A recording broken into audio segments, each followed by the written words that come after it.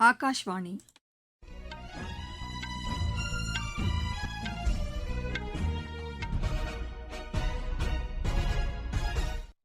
செய்திகள் வாசிப்பவர் லட்சுமி ராகவன். தலைப்புச் செய்திகள்: நாடாளுமன்றம் மற்றும் சட்டப்பேரவைகளில் பெண்களுக்கான 33% இடஒதுக்கீட்டை நடைமுறைப்படுத்துவதற்காக நாடாளுமன்ற கூட்டத்தொடர் 3 நாட்கள் நீட்டிக்கப்பட்டுள்ளதாக பிரதமர் திரு நரேந்திர மோடி தெரிவித்துள்ளார்.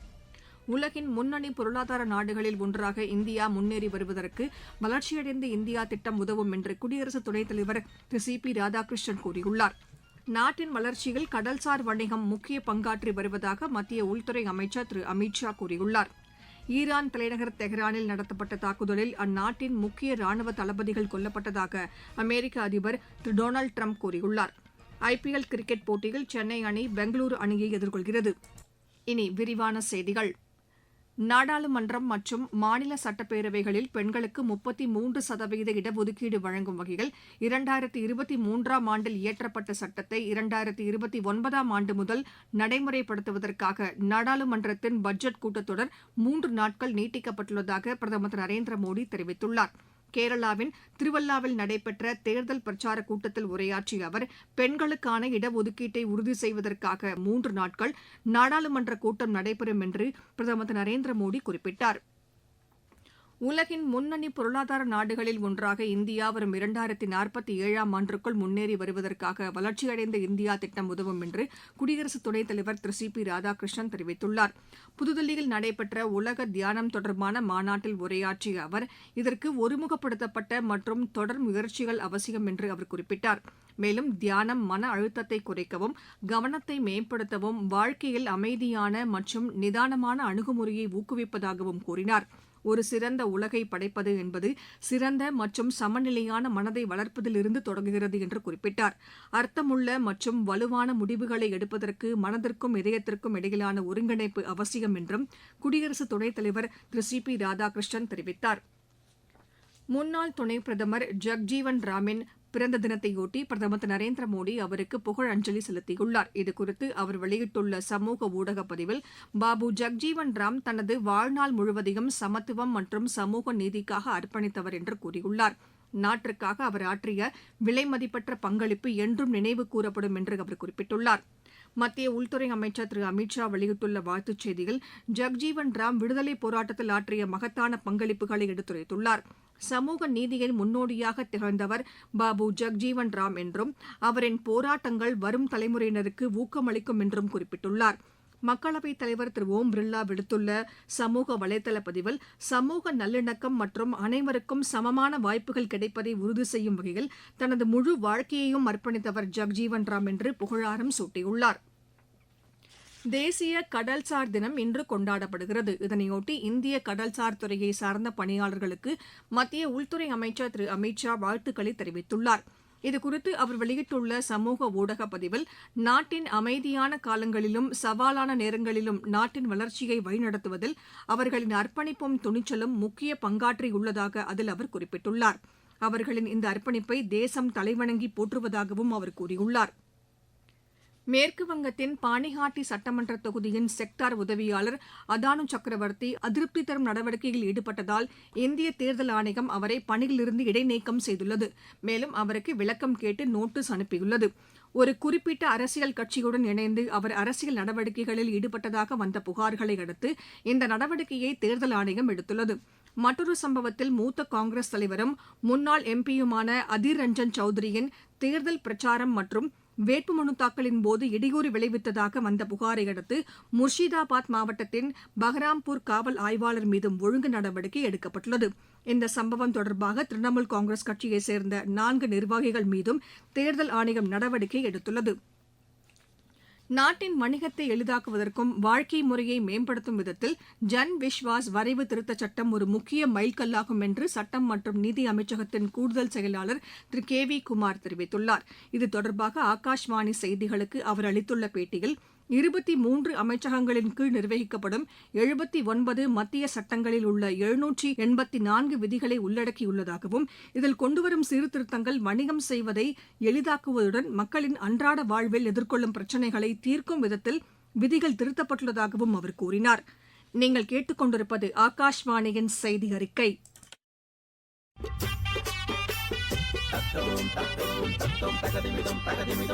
வாக்காளரே வணக்கம், நீங்க வாக்களிச்சா நாடு செழிக்கும். வாக்காளரே வணக்கம், நீங்க வாக்களிச்சா நாடு செழிக்கும். வீட்டுக்காக எத்தனையோ கியூல நின்னாலும் நாட்டுக்காக நிக்கிற கியூவே பெருமையானதுங்க. ஓட்டு கியூவே பெருமையானதுங்க. வாக்காளரே வணக்கம், நீங்க வாக்களிச்சா நாடு செழிக்கும். ஏழை எளியோரும் மாற்றுத்திறனாளி ஓட்டு போட வாராங்களே.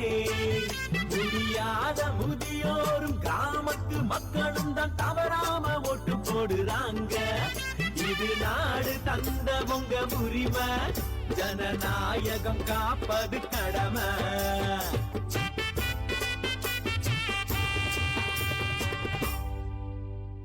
ஈரான் தலைநகர் தெஹ்ரானில் நடத்தப்பட்ட ஒரு மிகப்பெரிய தாக்குதலில் அந்நாட்டின் ராணுவ தலைவர்கள் பலர் கொல்லப்பட்டதாக அமெரிக்க அதிபர் திரு டொனால்டு ட்ரம்ப் கூறியுள்ளார்.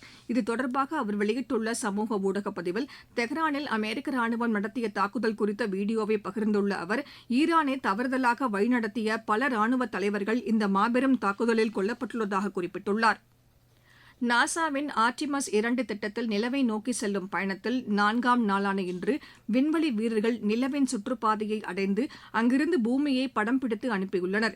இந்த பயணமானது பூமியில் இருந்து 4 லட்சம் கிலோமீட்டர் தூரத்திற்கு அதிகமாக பயணித்து நிலவின் பின்பகுதிக்கு சென்று படம் பிடித்து அனுப்பியிருக்கின்றனர். நிலவின் சுற்றுப்பாதையில் எங்கும் நிற்காமல் மீண்டும் பூமிக்கு திரும்பும் வகையில் அவர்களின் பயணம் வடிவமைக்கப்பட்டு உள்ளது. 10 நாட்கள் நீடிக்கும் இவர்களது விண்வெளி பயணம் வரும் வெள்ளிக்கிழமை பசிபிக் பெருங்கடலில் இறங்குவதுடன் நிறைவடைகிறது. இந்த திட்டத்தின் அடிப்படையில் 2028ஆம் ஆண்டு நிலவின் தென் துருவத்தில் 2 விண்வெளி வீரர்களை தரையிறக்க நாசா இலக்கு வைத்து செயல்பட்டு வருகிறது. வட இந்தியாவில் நிலவி வரும் ஈரப்பதமான வானிலை காரணமாக ஹிமாச்சல பிரதேசம் மற்றும் ஜம்மு காஷ்மீரின் உயரமான மலைப்பகுதிகளில் பெய்த பனிப்பொழிவு காரணமாக பல முக்கிய சாலைகள் மூடப்பட்டுள்ளன. இந்த வாரம் வடக்கு மாநிலங்களில் அவ்வப்போது பெய்து வரும் மழை மற்றும் ஆலங்கட்டி மழையினால் பஞ்சாப், ஹரியானா மற்றும் ராஜஸ்தான் மாநில கோதுமை விவசாயிகள் கவலை அடைந்துள்ளனர். ஒரு சில இடங்களில் திடீர் வெள்ளப்பெருக்கு, நிலச்சரிவு மற்றும் தாழ்வான பகுதிகளில் நீர்த்தேக்கம் ஏற்படக்கூடும் என்பதால் குறுகிய காலத்திற்கு பலத்த மழை பெய்யக்கூடும் என வானிலை ஆய்வு மையம் எச்சரித்துள்ளது. இதேபோல் ஹிமாச்சல பிரதேசத்தின் பல பகுதிகளில் லேசானது முதல் மிதமான மழையும் பனிப்பொழிவும் காணப்பட்டதால் வெப்பநிலை குறைந்துள்ளது. சாம்பா, காங்க்ரா, குலு, மண்டி மற்றும் ஷிம்லா ஆகிய மாவட்டங்களில் வரும் செவ்வாய் மற்றும் புதன்கிழமைகளில் பலத்த காற்றுடன் கூடிய ஆலங்கட்டி மழை, இடியுடன் கூடிய மழை மற்றும் மின்னல் தாக்கும் அபாயம் இருப்பதாக ஷிம்லா வானிலை ஆய்வு மையம் ஆரஞ்ச் அலர்ட் விடுத்துள்ளது. வரும் ஏப்ரல் 10ஆம் தேதி வரை மாநிலத்தில் மழையுடனான வானிலை நீடிக்கும் என்றும் வானிலை ஆய்வு மையம் தெரிவித்துள்ளது. மத்திய தரைக்கடல் பகுதியில் ஏற்பட்டுள்ள குறைந்த காற்றழுத்தம் காரணமாக வட இந்தியாவின் சில பகுதிகளில் ஈரப்பதமான சூழல் தொடரும் என்றும் இதன் தாக்கம் வரும் நாட்களில் ராஜஸ்தானில் உச்சத்தில் இருக்கும் என்றும் இந்திய வானிலை ஆய்வு மையம் கூறியுள்ளது. ஐபிஎல் கிரிக்கெட் போட்டியில் சென்னை அணி பெங்களூரு அணியை எதிர்கொள்கிறது. பெங்களூருவில் நடைபெறும் இப்போட்டி இரவு 7:30 மணிக்கு தொடங்குகிறது.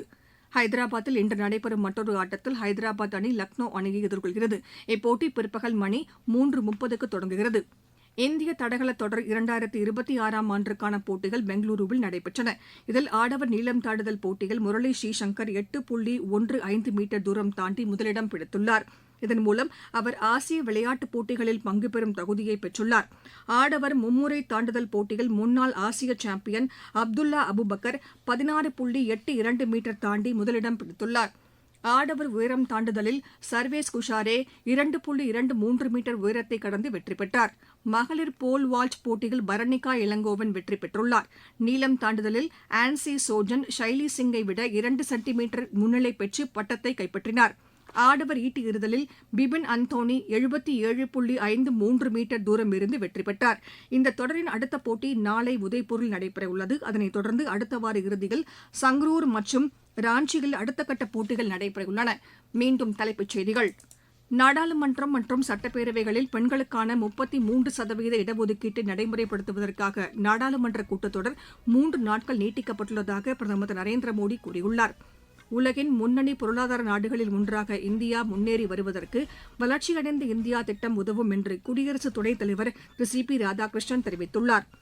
நாட்டின் வளர்ச்சியில் கடல்சார் வணிகம் முக்கிய பங்காற்றி வருவதாக மத்திய உள்துறை அமைச்சர் திரு அமித் ஷா கூறியுள்ளார். ஈரான் தலைநகர் தெஹ்ரானில் நடத்தப்பட்ட தாக்குதலில் அந்நாட்டின் முக்கிய ராணுவ தளபதிகள் கொல்லப்பட்டதாக அமெரிக்க அதிபர் திரு டொனால்டு ட்ரம்ப் தெரிவித்துள்ளார். IPL கிரிக்கெட் போட்டியில் சென்னை அணி பெங்களூரு அணியை எதிர்கொள்கிறது. இத்துடன் இந்த செய்தி அறிக்கை நிறைவு பெற்றது.